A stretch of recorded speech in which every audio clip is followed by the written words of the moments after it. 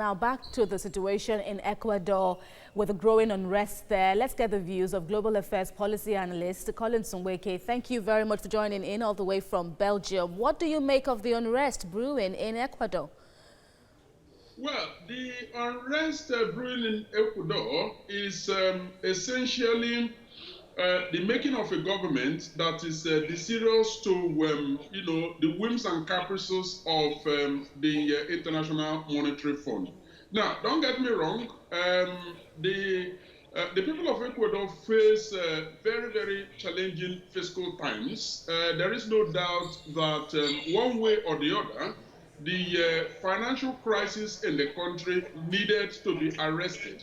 And so government in their own thinking, the government of Lenin Moreno, felt that, taking a bit of money, some 4.2 billion US dollars from the International Monetary Fund will be a way of injecting financial economic impetus into the country and being able to, get them out of the mess that they are.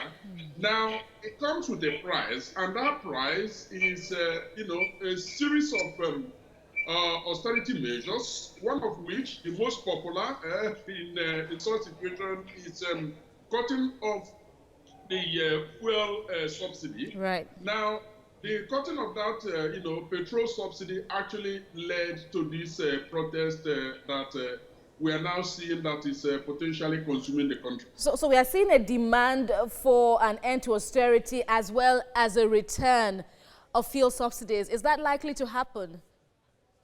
Well, that remains to be seen because the protest has, is getting into the sixth day. Right. We are beginning to see the effect and the impact, one of which is that the capital, and that's very funny, has been moved from Quito to one of the coastal towns, and I don't know. You see, the government is holding tight to it, and it's not entirely their making, because it is a demand of the International Monetary Fund, from which they took a loan of 4.2 billion.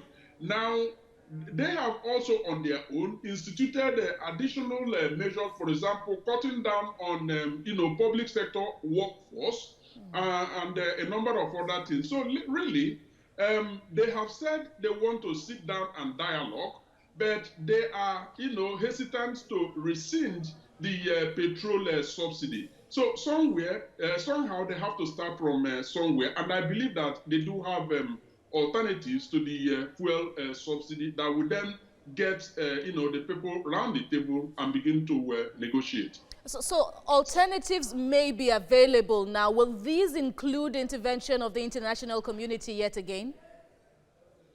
Well, I think this is a homegrown problem. And so the solutions have got to be homegrown as well.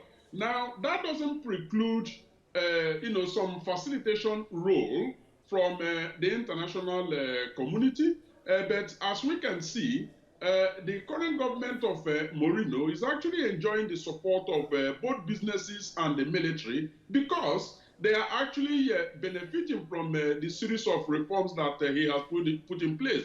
So I do not know that there is very much the international community can do, quite apart from, getting the two sides to begin to dialogue. Because the crux of the matter is the financial crisis, the loan that they have taken, and the austerity measures. These are things that the government, has got to do something about. But the International Monetary Fund can also, relax the conditions for the loan that they have given to them. All right. Thank you very much. Now, Nweke speaking to us from Belgium.